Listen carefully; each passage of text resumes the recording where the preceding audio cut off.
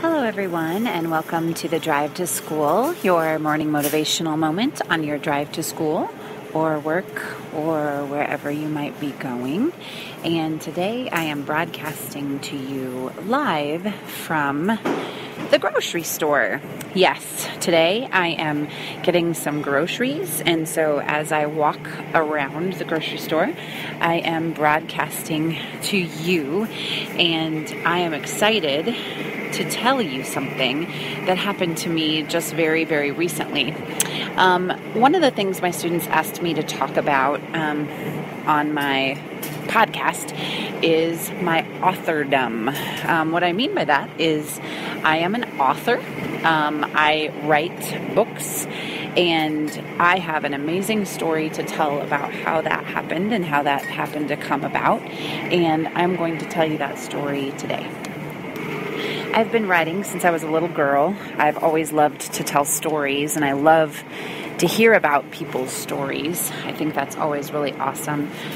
I'm a storyteller, and actually, a while ago I found out that sometimes when other people tell me stories, I like to tell their stories as my own stories, and I guess it's an actual thing that you can have that. Right now I am getting tortilla chips, delicious, organic.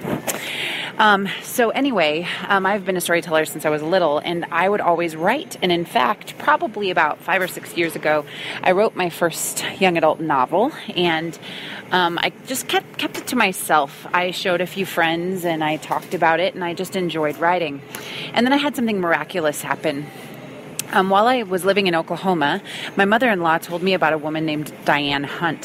Diann is a writer. She writes romantic comedies for women, and she's a really awesome lady, and she was writing books, and my mother-in-law said, you really need to meet this lady. She is an incredible woman, and I think she would be a really good influence in your life. Well, I thought about it, and then I just kind of went on with my life and kept writing, and occasionally I write poetry and write short stories and write all kinds of things. And then we moved to Fort Wayne, Indiana, where we currently live, and you are not going to believe who lives or lived at that time in Fort Wayne, Indiana, but my friend Diann Hunt. It was crazy. I don't know, other than miraculous reasons why that would happen. Well, Diann had been suffering with cancer for quite some time, but when I first met her, she was in a really good place, and she and I became fast friends. And the total craziness of this is that Diann actually lived in Fort Wayne, but not only that she attended the church that my husband pastors. So Diann and I became fast friends, and when she learned that I was a writer, she offered to read some of my stuff. And I was nervous because she's a real author. I call authors who are published real authors. It's kind of like the Velveteen Rabbit, if you've seen that cartoon or read that book. The Velveteen Rabbit never felt like he was real, and they talked about, so I always say I'm not a real author yet because I'm not published. So she was a real author, and I was really nervous to let her read my writing. And another cool thing happened. She read my writing, and she told me that I was a good writer. And, my family had always told me that, and I love my family, and I believe that, and my family is amazing and so supportive. But your family loves you unconditionally. And so when she told me that, and I was able to hear it from a real writer, it was like my moment had begun. And one thing led to another, and eventually I went to a writers' conference called ACFW, and I met Diann's dearest and bestest friend, Colleen Coble, who is a masterful and beautiful and wonderful writer. And through that connection, I also interviewed or, met with and pitched to their agent, Karen Solom. And one thing led to another, and Karen eventually signed me on as one of her authors. So I now have an agent, and it's all attributed to a woman who was suffering from cancer and was willing to take a chance on a young whippersnapper girl who didn't have a lot of experience. Diann, in the middle of her cancer, in the middle of her pain,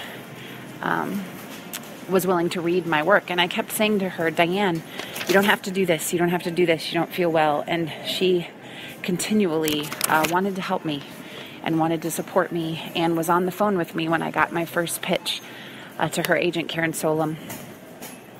Diann was not alive when I eventually signed with Karen, but Colleen and I were on the phone, and I got to share that moment with her bestie, Colleen Coble. And when Diann died, she passed on the baton to Colleen, and Colleen has been mentoring me and plodding me along and editing my work and helping me. And there are so many wonderful lessons to be learned here. And I know a lot of my students have asked to hear my story about being an author. And right now I'm in the process of trying to get published. And I have other wonderful authors who have walked into my life, including Christy Cambron and Mary Weber, wonderful ladies who are supporting me and encouraging me on my journey. But all of that has happened because of my friend Diann and her willingness to take a risk and to love and to give of herself unconditionally.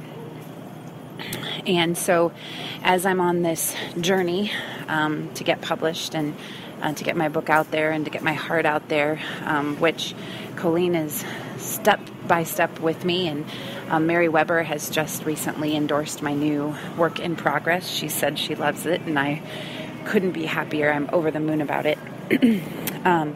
But all that to be said, that when you take the time to give of yourself unconditionally to someone, not only does it benefit you, but it can push someone forward more than you would ever realize. And what Diann has done, I don't think she ever realized, because she was so humble. She had no idea what a great impact she had on me. She had every right with cancer to just say, I don't have time. I need to be with my family. She suffered so much, but that's what she wanted to do.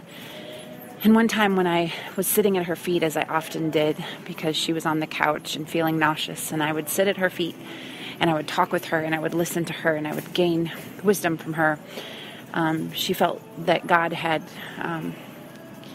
given the job to her to help me.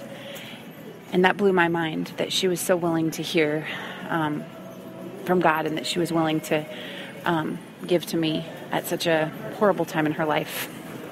And her daughter, Amber, is the one who has made all the beautiful cuffs for me. If you haven't seen those, Amber makes beautiful wrist cuffs that you can put on a mantra on, or something you believe in. And of course, my two mantras are choose joy and best day ever. So I've purchased lots of cuffs from Amber, and Amber is Diann's daughter. And so now, because of Diann, I have all these wonderful, beautiful people in my life who are having such an awesome impact and making my life better. And that's what we want to do, is bring people into our lives that make our lives better.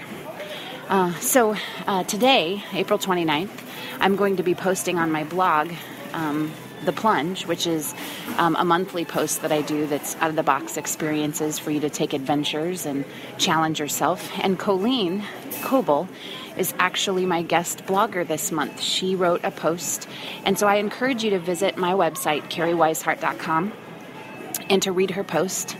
She also talks about Diann and the huge impact that their friendship had on her life. And check out that blog post, and check out Colleen's new book, which I will also post about, and you will love her writing. She has great suspense, and they're just edge of your seat books, and I love to read her books. They're just amazing. So make sure you check out Colleen Coble. You can go to her website, colleencoble.com.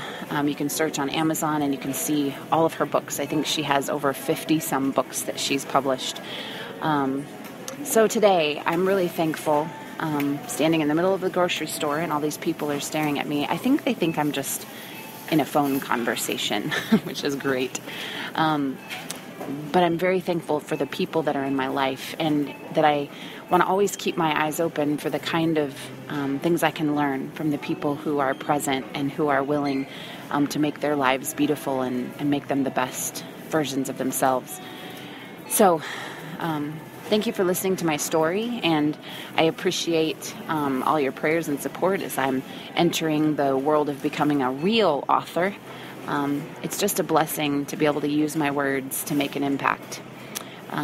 So check out the blog post, get involved in the plunge, become a plunger.